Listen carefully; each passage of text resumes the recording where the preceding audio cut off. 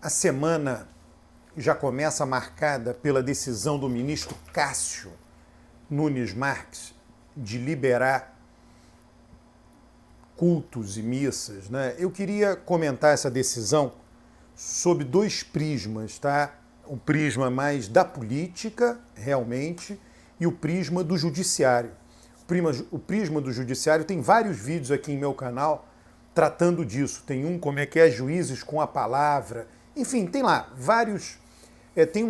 tem uma lista, né? Eu divido os vídeos em listas, né?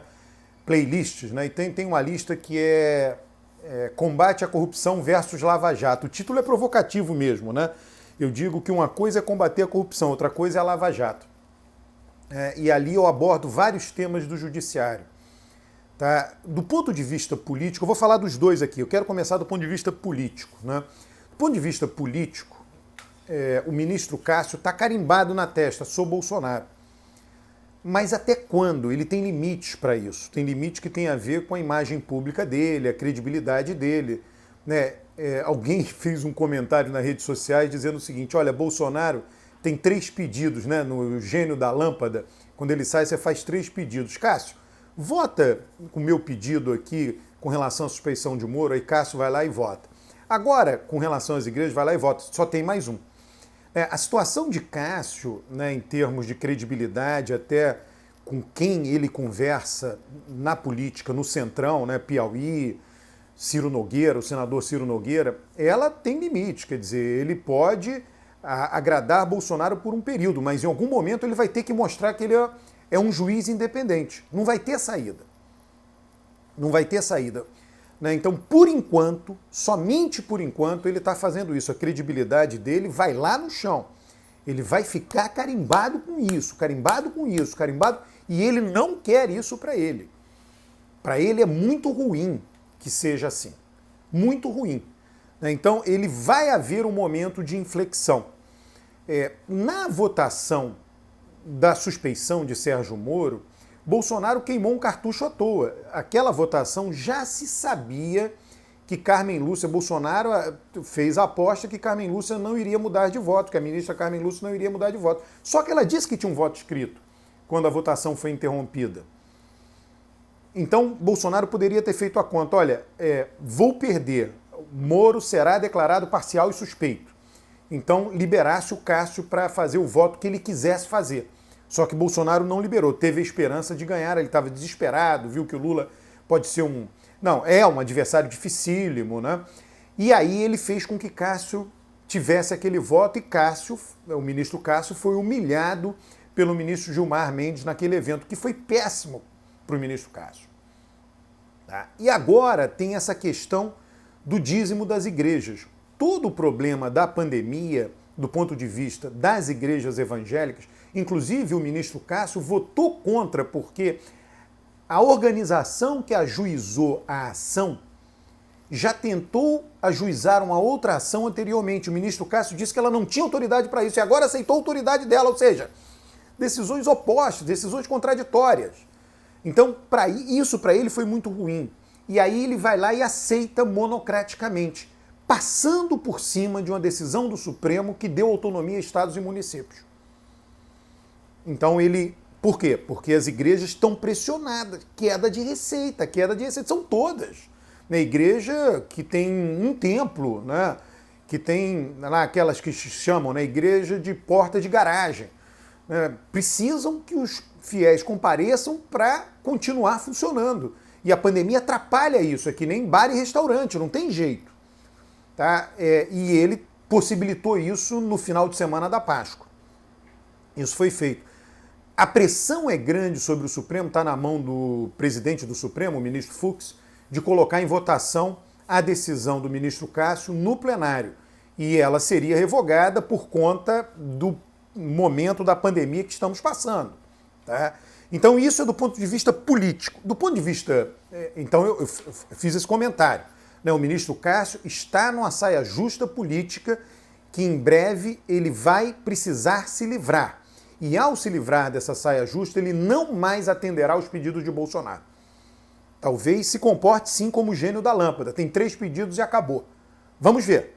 Acompanhe isto. Segundo, funcionamento do nosso sistema jurídico. Eu sempre recomendo a leitura de livros sobre isso. Nos meus vídeos, eu não vou fazer nenhuma recomendação hoje, mas nos meus vídeos sobre o sistema judiciário brasileiro, põe lá juízes com a palavra, tem um vídeo desse. Tá lá, eu recomendo livros. Tem um livro sobre decisão do Supremo Tribunal Federal, que eu já recomendei, né, estilo de decisão do STF. Vocês veem lá um placar, vamos ver lá o placar de 3-2 a favor da parcialidade de Moro. Aí você vai ver o voto de cada ministro, aquele placar de 3-2. Ali até houve, por exemplo, Lewandowski, Carmen Lúcia, Gilmar Mendes, pegaram lá, a defesa de Lula citou lá 7 itens que mostravam a parcialidade de Moro, e aí eles abordaram os 7 itens. O ministro Cássio votou, não abordou nenhum dos 7 itens. Nenhum. Cada um vota como quer. Tem um placar no final, aquele placar não tem significado algum. O que eu estou querendo dizer com não ter significado? Sempre foi assim. Não me venham dizer, não, as instituições não estão funcionando. Sempre foi assim. Desde que o Supremo Tribunal Federal existe, desde o Tribunal da Relação em 1609, em Salvador. Cada um vota do jeito que quer. Não há a busca. O que foi pedido? Né? A defesa de Lula está dizendo que está pedindo a suspeição por conta desses 7 elementos aqui, condução coercitiva, enfim, tá lá os 7 elementos, né? Liberação do grampo. Então, aí um ministro aborda isso e o outro aborda o que quer. Cássio disse que não iria abordar aquilo, que o habeas corpus não é um tema, o habeas corpus não servia para aquele tipo de demanda. Né? Simplesmente disse isso e votou, tá lá o número do voto dele. Um dos 2 contra a suspeição de Moro é dele. E aquilo se torna um documento público, jurídico, judiciário. Vocês podem ver, pensa o seguinte, um placar de 5-6. Não, 6-5, um placar de 6-5. Vejam lá os argumentos. Né? Tem textos que sistematizam isso, que resumem isso. Cada um fala o que quer. Um se refere à Constituição, o ministro se refere à Constituição, o outro se refere ao Código de Processo Penal, o outro se refere ao Código de Processo Civil, o outro se refere ao habeas corpus, o outro se refere à conjuntura política e econômica do país, e no final tem um placar. Aquele placar não tem significado de precedente algum. Eles não decuparam os temas e votaram em função disso. Por exemplo, na suspeição de Moro, seria um tema a ser votado, para decupar os temas, seria um tema a ser votado se o habeas corpus é um caminho apropriado ou não, colocar em votação. Não é. Ou seja, a votação não é para acontecer numa tarde. Ela é mais lenta. Cada tema de discórdia teria que ser estabelecido um consenso. O Tribunal Superior do Brasil. Supremo Tribunal Federal, último tribunal. Então, quais são as controvérsias acerca daquele pedido dos advogados de Lula? O pedido não poderia ser por habeas corpus ou poderia? Não por... o pedido teria que ter a defesa de Moro...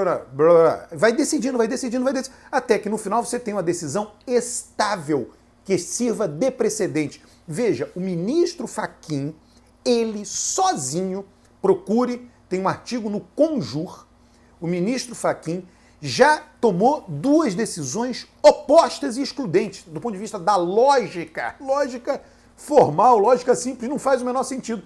Ele uma vez disse que não era obrigatório que o primeiro da lista tríplice de reitor fosse escolhido reitor. Poderia ser um dos 3, não o primeiro. Aí, passado, um ano, 2 anos, passado algum tempo, ele tomou a decisão contrária. Disse que é obrigatório que o primeiro seja escolhido. O ministro Fachin tomou essas 2 decisões. O que vale? Não é isso? Depende da situação. Numa situação eu tomo uma decisão. Mas não é isso que nós esperamos do judiciário. Agora, eles estão protegidos pela tal independência. Eles são independentes. Então, as decisões todas não podem ser questionadas, porque o judiciário é independente. Veja, quem é que faz essa crítica no Brasil? Ninguém. Aí você vai dizer, as instituições não estão funcionando. Todo mundo está achando que está ótimo. Né? Os operadores do direito concordam com este procedimento. Advogados de renome não vão bater de frente com o Supremo com STJ, não vão criticar isso daí.